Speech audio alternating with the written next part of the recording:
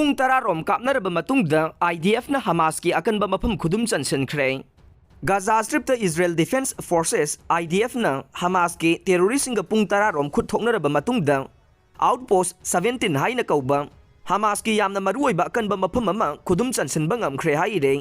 Hamas ki akanba mafam asi Jebalia lamdamda laibane yamna kanna khut thoknabada Hamas amasung atopa militant group Palestinian Islamic Jihad ki fighter kaya marum hat ki haina IDF na claim tauke. Operation adu da kindergarten school amaga thangnabada surungi sangpham amasu thengnakhe. Masidagi yamna paksan na sathiba yaba route lairi haina military na haike. Surung manungda amasung laimaida sukapna khi aire maraksida haukiba October 3 lan thokraba matungda IDF na ngasi fawbada Hamas ki surung singi sangpham chamaga kuntra thugai khre haire.